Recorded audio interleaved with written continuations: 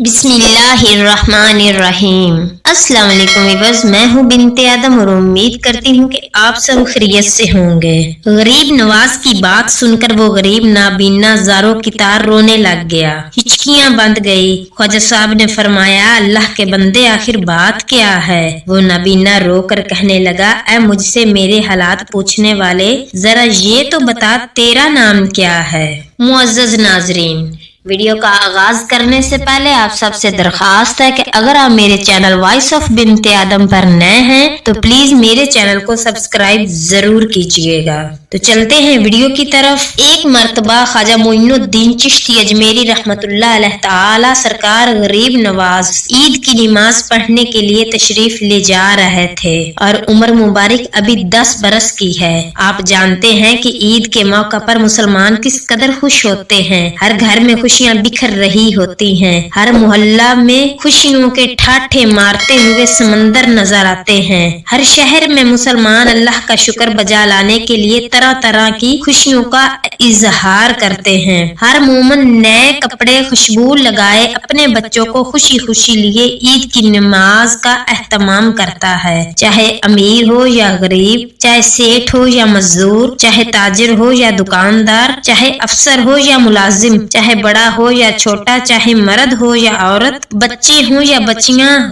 हर फर्द ईद के मौका पर आपको खुश नजर आएगा। ख्वाजा गरीब नवाज रहमतुल्लाह अलैह ताला भी कोई गरीब नहीं थे, बल्कि एक अजीम हस्ती के बेटे थे। आपके वालिद हजरत सैयद गियासुद्दीन रजी अल्लाह ताला अन्हु भी जिस तरह इनको अल्लाह ताला ने दीन में अरूज अता फरमाया हुआ था, इसी तरह वो दुनिया के लिहाज से भी किसी से कम नहीं थे। ख्वाजा साहब भी ईद के मौका पर बड़ी आन बान से, बड़े ठाठ से, बड़े प्यार से, बड़े प्यारे अंदाज में लिबास पहने हुए नमाज ईद पढ़ने के लिए तशरीफ ले जा रहे थे। तरह तरह की दुनिया, तरह तरह के लोग भी ख्वाजा साहब के आगे पीछे आ जा रहे थे।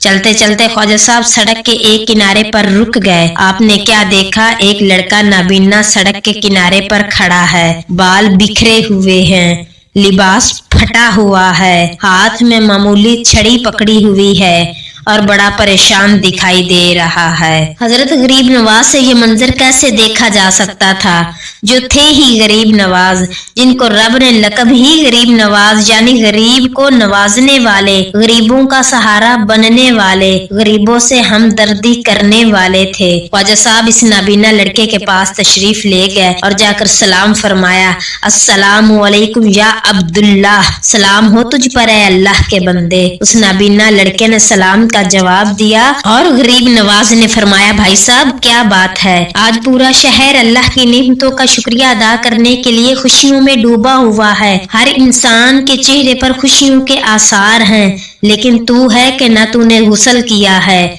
ना तेरे सर पे कंघी की हुई है, ना तूने नए कपड़े पहने हुए हैं, आखिर वजह क्या है? गरीब नवाज की बात सुनकर वो गरीब नाबीना ज़ारो की तार रोने लग गया, हिचकियां बंद गई। ख्वाजा साहब ने फरमाया, अल्लाह के बंदे आखिर बात क्या है? वो नाबीना रोकर कहने लगा, ऐ मुझसे मेरे हालात पूछने वाले, जरा ये तो बता तेरा नाम क्या है? ख्वाजा साहब ने फरमाया कि मेरी माँ ने मेरा नाम हसन रखा है और लोग मुझे सैयद हसन कहते हैं। इस नाबीना ने रोते हुए कहा कि ऐ मेरे प्यारे आका मोहम्मद मुस्तफा सल्लल्लाहु अलैहि वसल्लम की औलाद के बच्चे नहाते वो हैं जिनकी माएं जिंदा हों, सर पे कंघी और तेल उनके सरों पर होता है जिनके बहन भाई मौजूद हों, नए कपड़े वो पहनते हैं जिनके सरों पर बाप का साया हो, मुस्कुराते वो हैं जिनके अजीज रिश्तेदार होते हैं। या हजरत, ना मेरी माँ जिंदा है, ना मेरे बहन भाई जिंदा हैं, ना मेरा वालिद हयात है, ना मेरे सर पर रिश्तेदारों का साया है। हजरत जी मैं कैसे गुस्ल करूं, मैं कैसे कंघी करूं, मैं कैसे नए कपड़े पहनूं, मैं कैसे मुस्कुराऊं? हजरत मैं यतीम हूँ, मैं गरीब हूँ, मैं मस्कीन हूँ, मैं लावारिस हूँ, मेरे सर पे कोई प्यार से हाथ रखने वाला नहीं है, मुझे बेटा कहकर मोहब्बत से सीने लगाने वाला कोई नहीं है, भाई कहकर दिलासा देने वाला कोई नहीं है। हजरत मैं क्या करूं, कहाँ जाऊं, किसे बुलाऊं? حضرت غریب نواز نے سنا تو فرمایا اے میرے بھائی رونے کی ضرورت نہیں، مجھے قسم ہے رب کعبہ کی میں عید اس وقت تک نہیں پڑھوں گا جب تک تجھ کو بھائی والا پیار نہ مل جائے گا، ماں والا دلاسا نصیب نہیں ہوگا، باپ جیسا پیار نہیں میسر ہوگا۔ غریب نواز نے اس نابینا لڑکے کا ہاتھ پکڑ لیا، گھر میں لے آئے۔ حضرت کی اماں مصلی بچھا کر اللہ کی یاد میں مصروف تھی۔ ماں نے بیٹے کو دیکھا، فرمایا بیٹا نماز عید پڑھ آئے ہو؟ عرض کی اماں نماز عید کیسے قبول ہو جبکہ یہ لاوارث یتیم ہمارے محلے میں سڑک کے کنارے پہ کھڑا ہو کر رو کر فریاد کر رہا تھا۔ اماں جان میں نے اس کو بھائی بنا لیا ہے اور اس سے وعدہ بھی کیا ہے، اس وقت تک عید کی نماز نہیں پڑھوں گا جب تک تمہیں والدین کا پیار نہیں مل جاتا۔